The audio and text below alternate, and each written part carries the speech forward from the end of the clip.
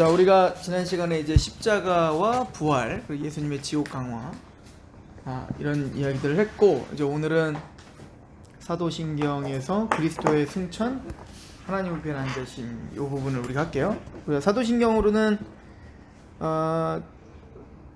장사된 지 사흘 만에 죽은 자 가운데 다시 살아나셨으며 하늘에 오르시어 전능하신 아버지 하나님 우편에 앉아 계시다가 이제 거기까지 하는 거죠. 하늘에 오르시어 전능하신 하나님 우편에 앉아 계시다가, 그러니까 부활에 대한 이야기를 지난번에 했었는데, 자, 부활의 의미, 첫 번째 예수님의 부활의 의미는 우선은 십자가의 그 제사가 하나님께서 온전히 받으셨다라는 확증, 이 부분 우리 했었죠.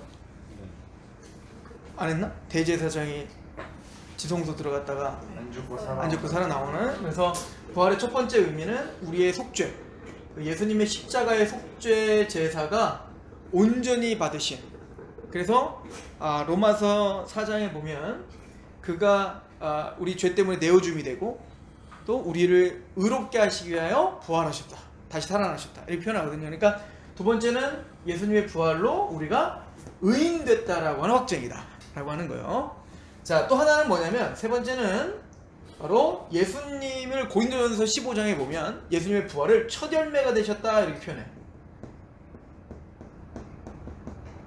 자, 이 얘기는 뭐냐면, 예수님의 부활 사건은 단순히 예수님의 부활 사건으로 끝나는 게 아니라 그 예수님의 부활 사건이 우리가 받을 부활의 첫 열매가 되시는 거예요.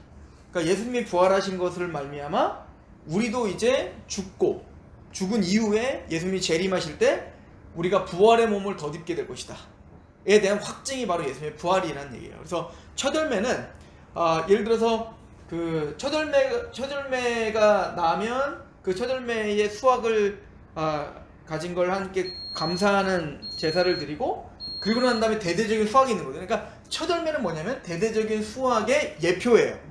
마찬가지로 예수님의 부활은 이제 부활에 시작됐다, 이제 이 부활이 대대적인 부활이 있을 것이다 라고 하는 것의 확증이 바로 예수님의 부활이다. 그래서 이제 고린도전서 15장에는 예수님의 부활이 우리의 첫 열매가 되셨다, 이 얘기인 거예요. 그래서 자연스럽게 이 이야기는, 자, 예수님의 십자가와 부활, 그리고 우리가 고백하고 있는 부활하신 다음에 승천하시죠. 그래서 승천하심과 그리고 이 사건은 바로 예수님의 사건일 뿐만 아니라 정확하게 구원받은 우리들과 연합되어 우리의 사건이 되는 거야. 자, 구원이란 뭐죠? 여러분들 세례받는다라고 할 때 우리 로마서 6장을 한번 잠깐 볼까요? 세례의 의미를 사도 바울이 이렇게 얘기를 하는데, 로마서 6장에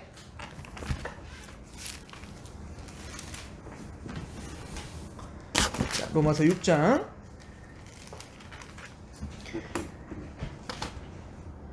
1절 제가 읽어볼게요. 그런즉 우리가 무슨 말을 하리요? 은혜를 더하게 하시려고 죄에 거하겠느냐? 그럴 수 없느니라. 죄에 대하여 죽은 우리가 어찌 그 가운데서 더 살리요? 무릇 그리스도 예수와 합하여 세례를 받은 우리는 그의 죽으심과 합하여 세례를 받은 줄 알지 못하느냐? 그러므로 우리가 그의 죽으심과 합하여 세례를 받음으로 그와 함께 장사되었나니 이는 아버지의 영광으로 말미암아 그리스도를 죽은 자 가운데서 살리신 것 같이 우리도 또한 새 생명 가운데서 행하게 하려 하심이라. 만일 우리가 그의 죽으심과 같은 모양으로 연합한 자가 되었다면 또한 그의 부활과 같은 모양으로 연합한 자도 되리라. 그러니까 예수님의 사건은 단순히 예수님의 사건은 끝나는 게 아니라 우리 사건이다 이거야. 그죠? 그러니까 믿음이란 뭐냐면요, 믿음을 믿을 때 신비한 연합이 일어난다 이렇게 말해요. 신비한 연합이라는 건 뭐냐면 예수님의 십자가에 우리가 연합됐다. 그래서 우리가 장사 지낸 바되 사흘만에 부활하셨다라고 할 때 십자가에서 죽으시고 장사되시고, 그죠? 그리고 부활하셨다 이렇게 할 때 예수님의 십자가에서 누가 죽은 거야? 내가 죽었다고 믿는 거야. 그죠? 예수님의 십자가에서 죽으심은 내가 연합되어 함께 죽었고, 또 예수님이 장사되었을 때 나는 죽었다. 왜 3일 만에 부활하셨을까요? 왜냐면 사람이, 우리 보통 장례식 며칠 동안 해요? 3일장 하죠. 왜 3일장 하냐면 3일 지나서는 이제는 더 이상 살아날 가능성이 없기 때문에 3일장을 하는 거야. 썩어가는 거죠. 그러니까 왜 3일째 하면 옛날에는 이제 과학이 발달하는데 죽었는 줄 알았더니 나중에 살아나는 사람이 있더라는 거지. 그런데 3일이 지나면 그럴 가능성이 전혀 없는 거죠. 그러니까 예수님이 왜 3일 만에 부활하시는 거냐면 진짜 죽은 거야. 그걸 확증하시기 위하여 만약에 예를 들어서 죽으셨는데 하루 만에 부활하셨다. 그럼 어떻게 될까? 죽은 게 아니라 잠깐 기절해서 이렇게 말하는 사람이 있을 거니까 3일 동안은 죽어 계신 겁니다. 그리고 장사되었다라고 하는 건 장사라는 건 뭐냐면 장례가 3일장 다 끝나는 거 뭐예요? 이제 완전 끝. 이제 헤어지는 거예요. 헤어지는 거. 끝났다. 육체는 완전 죽었다의 확정이 장사를 치르는 거야. 그리고 예수님의 장례는 그래도 중요한 거예요. 그래서 죽으시고 장사 지낸 바 되셨다가 이렇게 말하는 거예요. 장사 지낸 바 되셨다가 며칠 만에 3일 만에 부활하신 거다. 그래서 그런 의미가 있는 거예요. 완전 죽으심이에요. 근데 예수님의 죽으시고 장례를 치르신 것이 누구 장례다 이거예요. 우리 장례라는 거. 이게 우리가 믿는 믿음이야.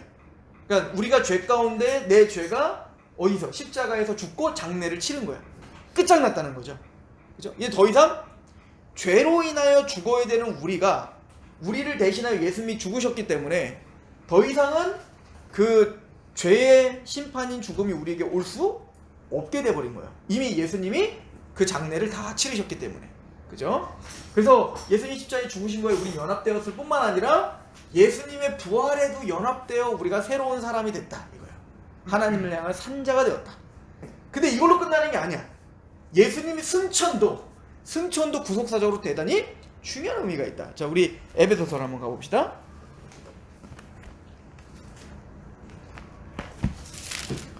자, 에베소서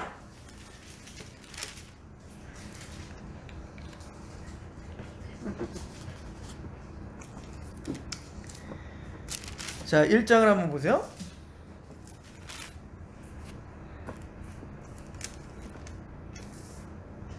음, 2장 봅시다. 2장에 보면 2장 1절에 보면 그는 허물과 죄로 죽었던 너희를 살리셨도다. 그때에 너희는 그 가운데 행하여 이 세상 풍조를 따르고 공중권세 잡은 자를 따랐으니 지금 불순종의 아들들 가운데 역사는 영이라. 그러니까 우리는 사실은 이제 죄와 그 사단의 권세 아래 죽어 있었던 자들이었다 이렇게 말하죠. 허물과 죄로 우린 죽었다. 이 얘기는 뭐 저랑 계속 얘기해서 아시죠? 그러니까 죽음의 의미는 끊어졌다는 거잖아요. 그러니까 하나님과 인간이 영적으로 연합되어 있었는데 하나님과 인간 사이가 끊어진 거예요. 단절의 의미가 죽음이라고 했죠. 그러니까 육체와 영혼이 끊어지는 것, 단절되는 걸 우린 육체 죽음이라고 하는 거예요. 그러니까 영혼의 죽음이라는 건 하나님과 인간이 영적으로 끊어진 거예요. 뭐가 끊었죠? 로마서 1장 18절 불의가 진리를 가로막고 있는 자들에 대해 하나님이 진노하신다. 그러니까 불의, 즉 죄가 하나님과 우리 사이를 끊었어요. 또 하나, 그 얘기는 고린도후서 4장 4절 두고 이 세상 신이 믿지 않는 자들의 마음 혼미하게 하여 그리스도의 영광의 복음의 강철에 비치지 못하게 한다. 그러니까 하나님과 우리 사이가 죄와 사단의 권세로 끊겼다. 그래서 아무리 우리가 하나님 알고자 해도 우리는 진리를 알아먹지 못해요. 죽어 있으니까. 죽어 있는 시체 보고 아무리 설명을 해도 못 알아먹는 것처럼 우리는 허물과 죄로 죽었었다. 그래서 우리는 하나님 앞에 구원받을 수 있는 전혀 기회도 없다. 왜? 알아먹지 못하니까. 하나님의 은혜를 우리는 볼 수가 없는 거예요. 자, 그런데 그때 너희는 그 가운데 행하여 이 세상 풍조를 따르고 공중권세 잡은 자를 따랐으니 지금 불순종의 아들들 가운데 역사는 영이라. 이 얘기는 무슨 얘기죠? 그러니까 영적으로 죽어 있었을 때에는 우리는 하나님의 말씀대로 살 수 있었다 없었어. 그럼 뭐대로 살아? 세상 풍조를 따랐다고요. 그냥 세상이 말하는 대로 사는 거야. 세상이 말하는 대로. 근데 그게 결론은 뭐냐면 공중권세 잡은 자를 따르는 거다. 그러니까 사단의 속임과 사단에 매여 살았다. 이게 우리 죄된 인간의 본질이에요. 그죠? 그래서 이제 마틴 루터가 에라스무스와 그 인문주의자였던 에라스무스와 이제 싸움을 할 때 에라스무스는 자유의지, 인간의 자유의지가 있기 때문에 자유의지로 선택할 수 있다라고 말했다면 루터는 인간에게는 본질적 자유의지는 없다. 왜 그런가? 두 가지밖에 없기 때문에 그렇다. 노예의 자유의지다. 무슨 얘기냐? 아담이 타락한 이후에, 아담이 타락하기 전에는 본질적 그 자유의지가 있었어. 선과 악을 선택할 수 있는. 그런데 이미 아담이 타락한 이후부터는 죄와 사단이 이미 우리를 지배하고 있기 때문에 우리는 내가 자유의지야, 이거는 자유야, 이거는 내 트렌드야 라고 이야기를 하고 있지만 결론적으로는 뭐냐면 죄와 사단의 권세 아래에 있는 자유인 거야. 그러니까 이건 뭐냐면 그러니까 본질적 자유의지는 없는 거죠. 다 사단에 의하여 하나님을 떠나는 그 이미 치우쳐져 버린 본성을 갖고 있다. 그게 뭐냐면 바로 이거예요. 세상 풍조를 따르고 공중권세자를 따랐다. 그렇죠? 그런데 3절 전에는 우리도 다 그 가운데서 우리 육체에 그러니까 그 영적 죽음의 상태에 있는 사람의 특징이 이거죠. 전에는 우리도 다 그 가운데서 행하여 우리의 뭘로 육체의 욕심을 따라 지내며 내 맘대로 사는 거예요. 이게 아담이 선악과를 따먹은 근본적인 그 문제였죠. 선악의 판단 기준이 하나님께 있지 않고 누구에게 있다? 내 감정, 내 생각, 내 환경에 있는 거야. 그죠? 나의 어떤 가치 판단에 진리가 있다. 이렇게 생각하는 거예요. 그래서 육체의 욕심대로 따라 지내며 육체와 마음이 원하는 것을 하여 다른 이들과 같이 본질상 무슨 자녀? 진노의 자녀들이었다. 이게 우리의 형편이었던 거야. 이게 영적 죽음의 상태의 사람들이었거든요. 자, 그런데 긍휼이 풍성하신 하나님이 우리를 사랑하신 그 큰 사랑으로 인하여, 그러니까 그 아들을 죽이면서까지도 우리를 사랑하셨다는 거야. 그래서 그 큰 사랑으로 인하여 5절에 허물로 죽은 우리를 그리스도와 함께 어떻게 하셨다? 살리셨고, 이렇게 말하는 거예요. 그러니까 예수님의 십자가에 함께 죽게 하고, 우리의 죄는 죽고, 예수님이 부활할 때 연합하여 우리는 어떻게 되고? 함께 산자가 되게 하고. 그리고 이것뿐만 아니라 아까 십자가 부활에 연합된 것뿐만 아니라 자, 이거 가로치고 너희는 은혜로 구원받은 것이다. 이게 우리가 뭔가 잘나서 한 게 아니다. 우리가 자격이 돼서가 아니다. 철저히 하나님의 은혜로 된 것이다. 그러니 이제 6절은 이렇게 말합니다. 같이 읽어볼까요? 6절 7절 시작. 또 함께 일으키사 그리스도 예수 안에서 함께 하늘에 앉히시니 이는 그리스도 예수 안에서 우리에게 자비하심으로써 그의 은혜의 지극히 풍성함을 오는 여러 세대에 나타내려 하십니다. 그러니까 십자가와 부활에만 연합시키는 게 아니라 모두 우리에게 의미가 있는 거예요. 예수님의 승천도 우리의 구속에 지대한 영향이 있는 거죠.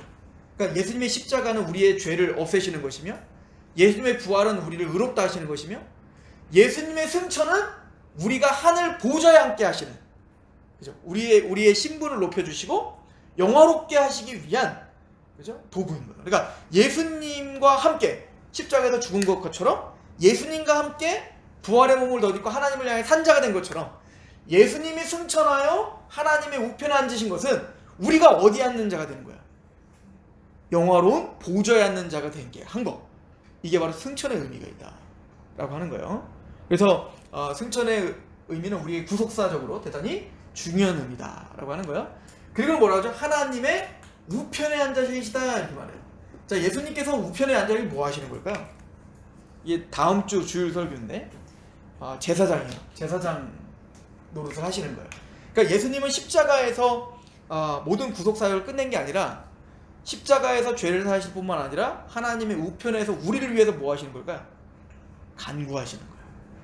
우리의 구원을 완성할 때까지 쉬지 않으시고 지금도 자기의 피, 십자가의 피를 가지고 우리를 위해서 어떻게 하시는 거예요? 중보하고 계시다. 이 제사장 노릇을 하시는 건데요. 자, 우리 로마서를 한번 봅시다. 로마서 8장.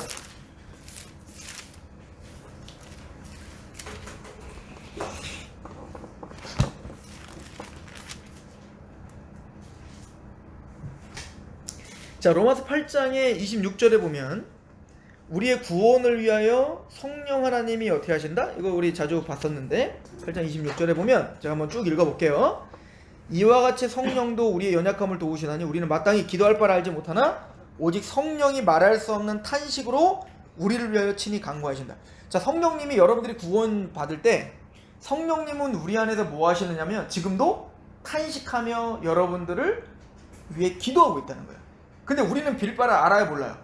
모른다는 게 뭐냐면 우리가 진짜 지금 필요한 기도가 뭔지를 우리는 몰라. 우리가 진짜 지금 정말 눈물 흘리며 기도해야 될 게 뭔지를 우리는 모른다는 거예요. 우리는 보통 기도하는 게 뭐예요? 나 그래도 좀 좋은 직장 가게 해주세요. 내 자녀 잘 되게 해주세요. 그러니까 육적인 필요를 위해서 우리는 기도할 수밖에 없죠. 그게 잘못된 걸까요? 아니요, 그건 잘 된 거예요. 그건 너무너무 좋은 거야. 근데 문제는 뭐냐면 우린 그거밖에 몰라. 왜? 그거밖에 못 보니까. 근데 진짜 중요한 게 뭘까? 예를 들어서 여러분들이 진짜 하나님을 대면하는 그날 내가 돈이 조금 없었던 거? 내가 조금 못생긴 거? 아니면 내가 조금 뭐 공부를 못한 거? 아니면 내가 조금 갖고 싶은 걸 못 가진 거? 이게 아무런 소용이 없었겠죠. 내가 한번 생각을 해봤다니까? 예전에 북한이랑 한참 막 굉장히 막 그 안 좋았던 적이 있었잖아요. 막 전쟁 날 것 같은. 그때 제가 몇 가지 생각을 했는데 만약에 진짜 전쟁이 났어. 그럼 내 아들이 지금 공부를 잘하냐 못하냐, 좀 건강하냐 못하냐, 지금 우리 교회 성도가 많냐 적냐, 우리 교회가 건물이 있냐 없냐, 그러니까 아무런 문제가 없어요. 그러니까 이게 무슨 상관이야. 전쟁이 났는데, 전쟁이 나서 완전히 다 불바다가 돼버렸는데 그게 나한테 무슨 의미가 있냐고. 마찬가지로 우리가 하나님을 만나는 그날 이 세상의 모든 게 싹 다 없어져 버리고 하나님의 영광 앞에 서는 날, 우리가 지금 고민하고 힘들어하는 모든 것들은 사실은 내가 그걸 위해서 기도했다는 것이 많은 부분 창피했을 거라고요. 왜일까요? 그때 가면 그게 사실 아무것도 아니기 때문에 그런 거야. 그럼 우리가 진짜 기도해야 될 건 뭐냐면 영혼을 위한 거야. 내 영광, 하나님을 닮길 원하고, 내 죄와 싸워야 되고, 그리스도의 장성한 분량으로 잘하는 거, 하나님을 향해서 우리가 성장하는 거, 또 우리가 구원에서 떨어지지 않고 마침내 영화롭게까지 되는 거. 사실 그게 제일 중요할 거 아니에요. 그때는 하나님 만나는 그날. 근데 지금 우리의 표정도 보면 지금 우리에게 더 필요한 건 뭐예요? 여전히 육체적인 거란 말이야. 성경 그걸 말하는 거예요. 우리는 빌 바를 알지 못한다 이거예요. 그만큼 우리 뭐하다? 무지하다, 연약하다, 이 얘기를 하는 거예요. 그걸 지금 사도 바울이 질책하고 있는 게 아니라 우리가 그렇다는 거야. 그래서 우리는 빌 바를 알지 못하지만 성령은 말할 수 없는 탄식으로 진짜 간구해야 될 걸 지금 간구하고 있다는 거예요. 자, 여기서 오해하면 안 돼요. 성령님은 내가 필요한 것을 들어주는 분이 아니야. 우리 성령님 오라 가라 하잖아. 내가 필요하면 오라 그러고 필요 없으면 가라고 하고, 막 나 좀 뭔가 느낌이 안 좋은 막 와갖고 나 좀 기분 좋게 해달라고 막 이런 느낌으로 성령님을 사용한다고요. 근데 성령님은 그런 분이 아니라고요. 성령님은 내 필요와 나의 기도를 들어주는 분이 아니라, 성령님은 우리가 빌 바를 알지 못해요. 기도를 알지 못해요. 진짜 구해야 될 게 뭔지 모를 때 성령님은 우리 안에서 말할 수 없는 탄식으로 하나님의 뜻대로 우리를 위해서 간구하는 거야. 진짜 구해야 될 게 있다고요. 얘는 구원에서 떨어지면 안 됩니다.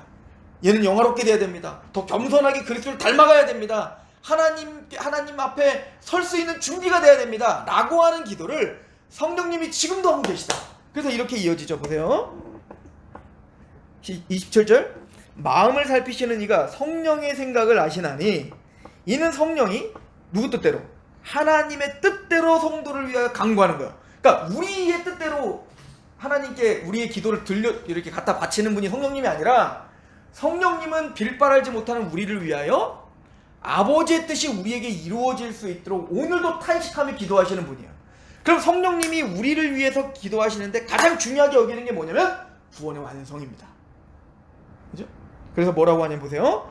그 성령님의 말할 수 없는 탄식이 있어서 28절에 우리가 알거니와 하나님을 사랑하는 자 곧 그의 뜻대로 부르심을 입은 자들에게 모든 것이 합력하여 선을 이루는 이유가 여기 있는 거야. 우리는 넘어지고 연약하고 또 우리는 여전히 무지하지만 말할 수 없는 탄식으로 성령님이 하나님 뜻대로 우리를 위해서 중보하고 계시는 그 은혜가 있어서 우리는 넘어지고 때로는 실수하지만 합력하여 반드시 어디로 가는 거야? 선을 이루게 되는 거예요. 이 선을 이루는 건 내 비전, 내 꿈, 나의 소망이 이루어지는 게 아니에요. 우리는 이 구절만 떼갖고 어떻게 생각해요? 지금은 뭔가 실패해서도 이게 다 합력하여 선을 이루면 난 부자 될 거야. 이런 식으로 해석되는 구절이 아니라고.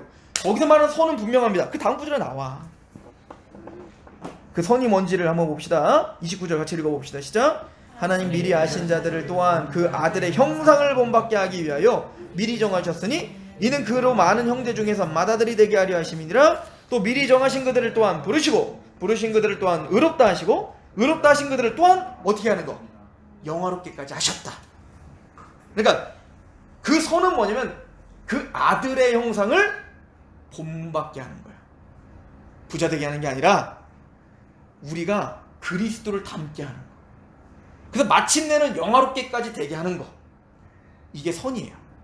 근데 우린 이걸 위해서 눈물을 흘리며 기도해요.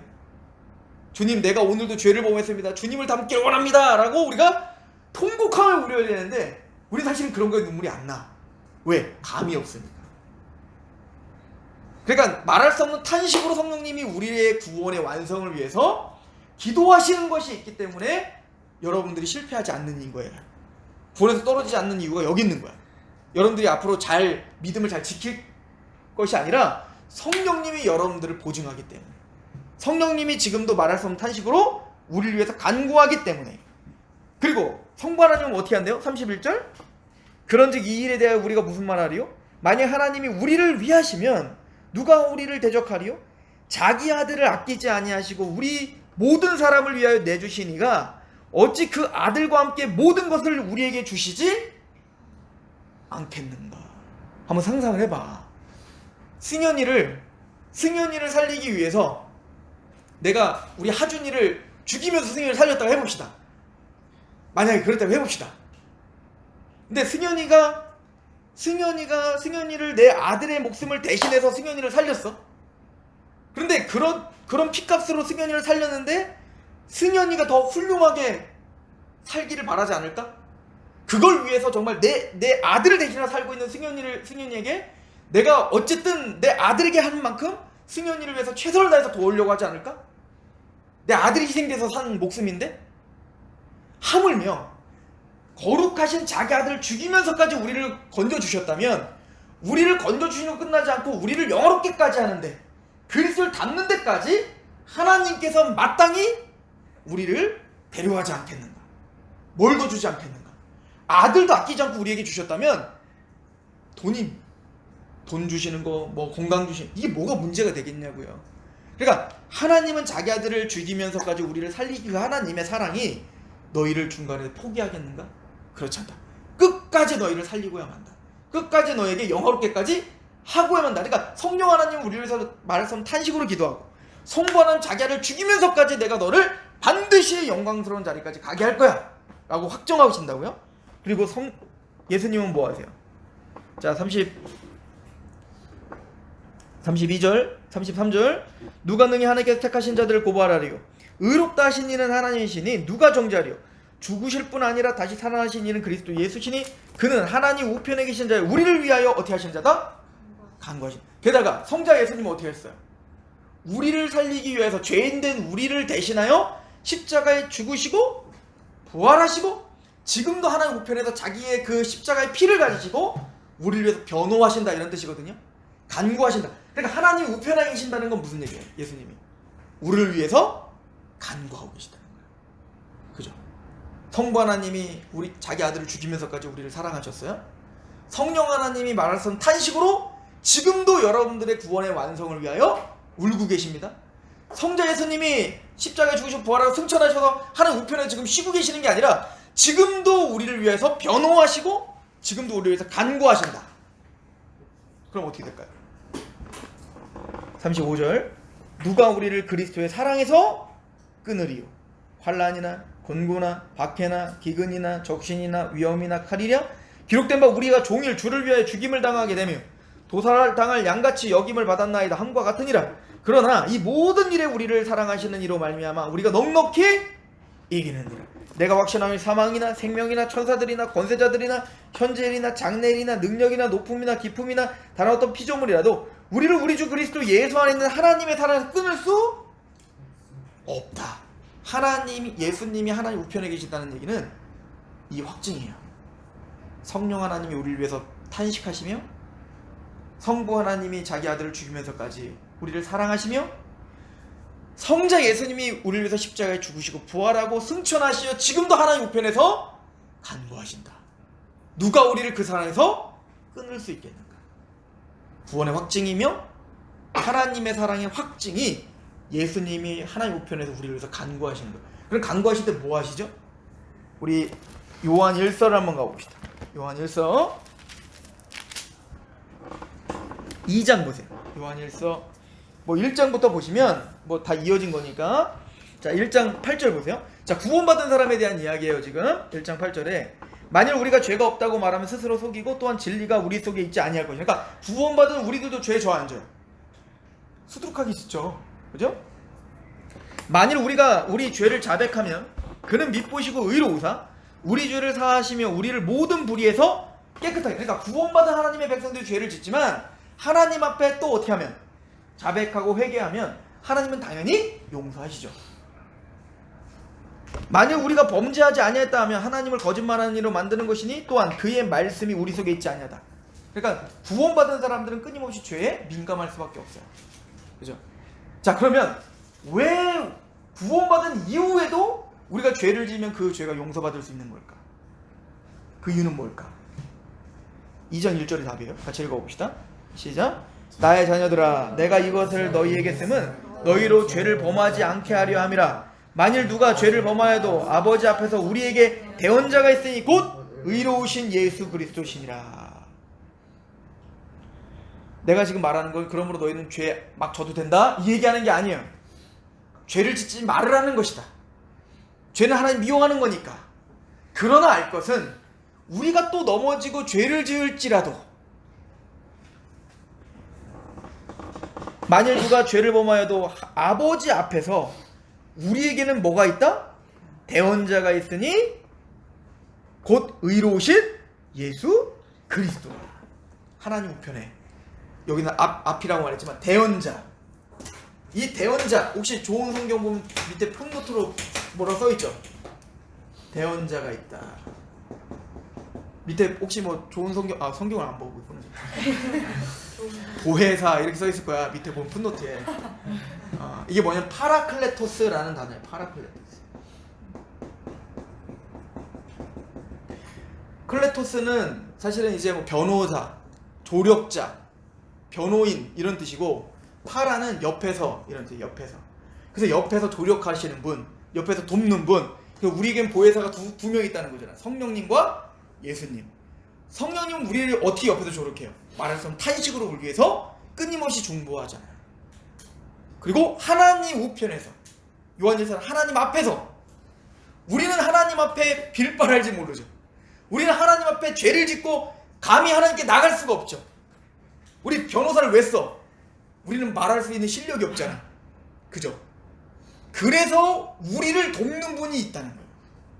우리가 죄를 져서 감히 하나님께 나아갈 수 없는데 우리를 대신해서 우리의 대언자가 있다. 파라클레토스, 우리의 조력자, 우리의 변호자가 있다. 예, 하나님 앞에 맞습니다. 또 죄를 졌습니다. 맞아요.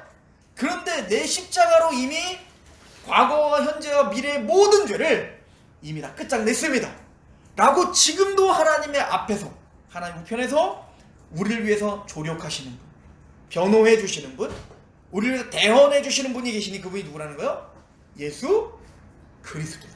그래서 우리가 사도신경에 예수님이 십자가에 죽으셨다가 장사된 바 되셨다가 3일 만에 부활하시고 승천하셔 하나님 우편에 앉아 계시니라 라고 고백할 때 그게 사실은 우리가 얼마나 큰 감격인지 모르고, 예수님이 승천하여 하나님 우편에 계시는 것은 안식하고 계시는 게 아니에요.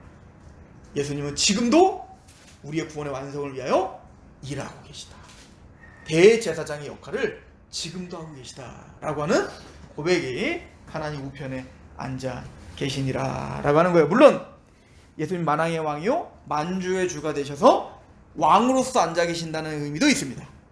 그러나 거기서 쉬고 있는 게 아니다. 우리를 위하여 일하고 계시다. 이렇게 우리는 고백하는 겁니다.